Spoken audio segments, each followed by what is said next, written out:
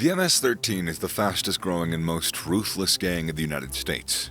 It's an open secret that its members, who were originally deported to Central America, El Salvador in particular, have already infiltrated our borders.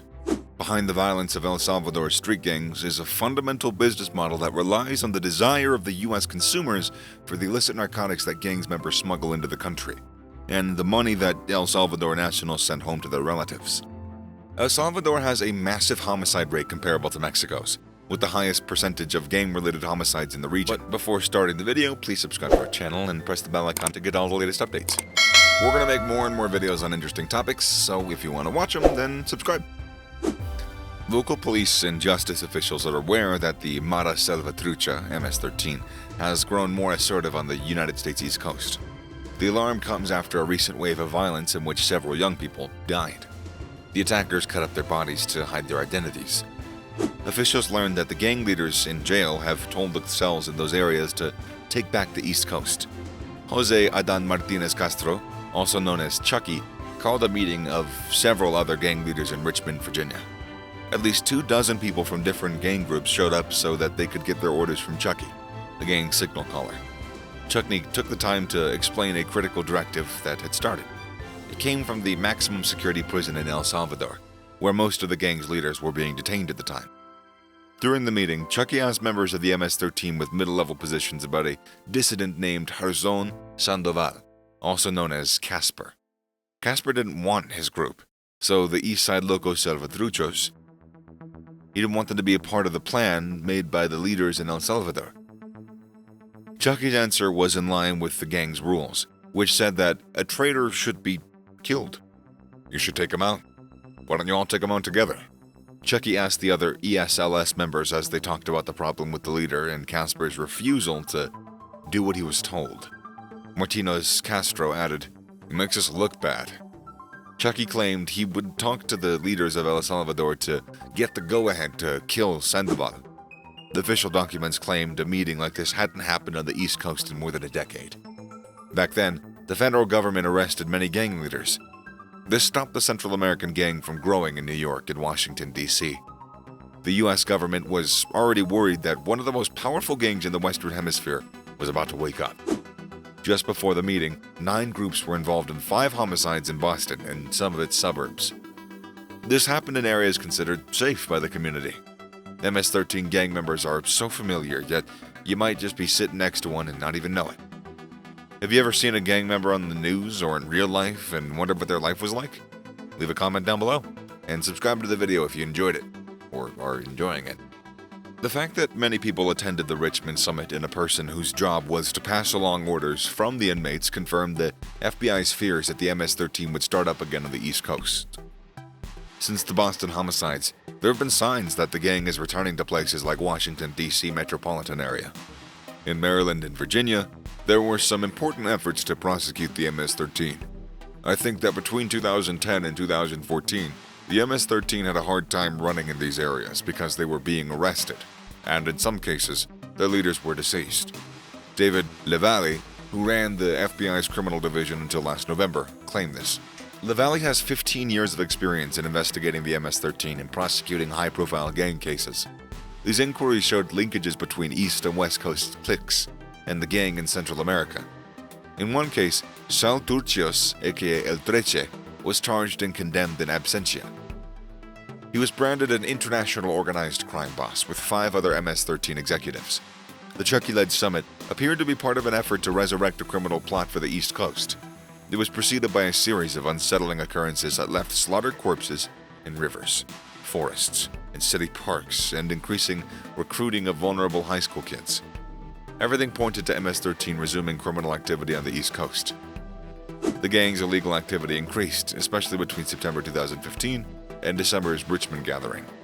The initiatives moved to Virginia, Maryland, New Jersey, New York, where the MS-13 had substantial Latino communities, raised in El Salvador. The MS-13 began in the 1980s in Los Angeles. El Salvador was a civil conflict, and hundreds of thousands fled to the U.S. The ideal landing location was the City of Angels, where street gangs fought. Migrants from El Salvador joined Latino gangs like the 18th Street or formed their own, such as the Mara Salvatrucha Stoners. After frequently facing rival gangs, the MS-13 radicalized from a social group that shared a penchant for rock music and marijuana. Eventually, its mentality centered on brutal revenge and rival elimination.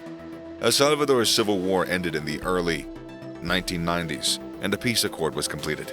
So the U.S. began deporting more Salvadorans. A legal reform sped up the deportation of previous criminals, including gang members from MS-13 and Barrio 18. Both gangs found El Salvador an excellent recruiting ground.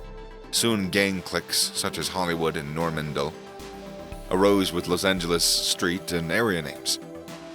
I believe East Coast programs are being rebuilt. There have been initiatives to reconstruct some weak or inert cliques. El Salvador enforced a draconian gang. Mano Dura caused the detention of thousands of adolescents. Both the MS-13 and Barrio 18 exploited this time to consolidate and expand.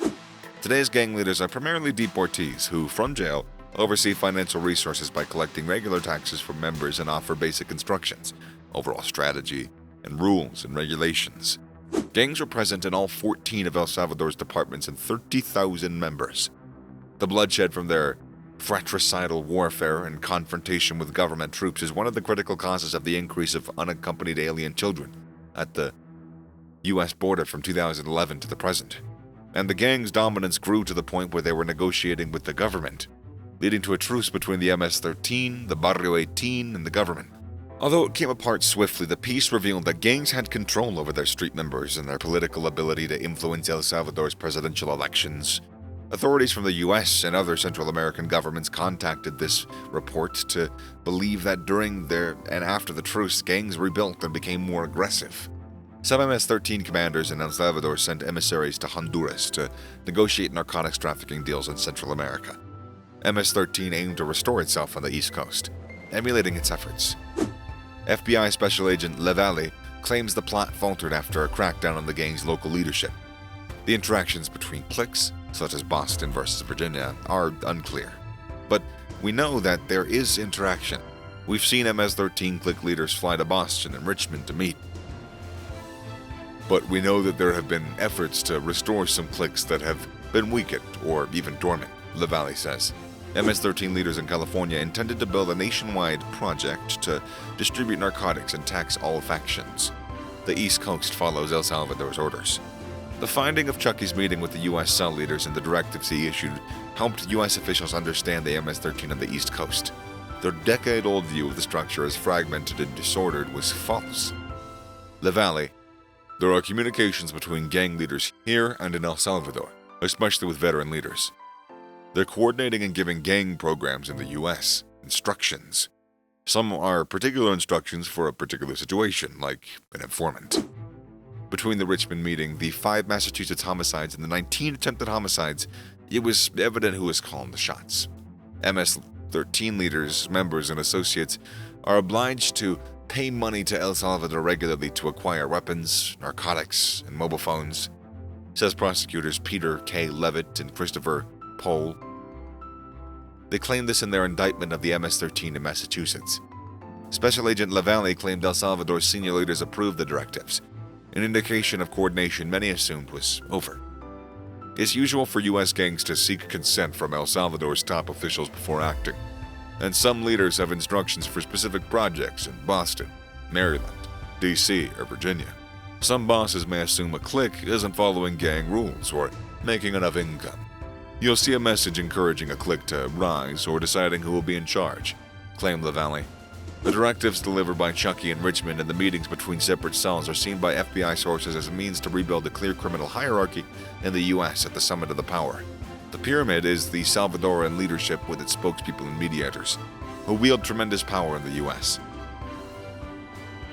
Clarifying the hierarchy permits commands to flow routinely from the most important commanders in El Salvador to the streets in Boston. Chucky and several clique leaders, mainly from Massachusetts, were arrested on federal charges. Chucky might spread the news before his arrest. Just a month after the Richmond conference, he traveled to nearly 900 kilometers between his Richmond home and an auto shop in Everett, Massachusetts, near Boston to follow up with the East Coast growth. So, that's all for today's video. If you like this video, then click that like and the bell button, and yeah, we'll have another video for you soon. Take care until then.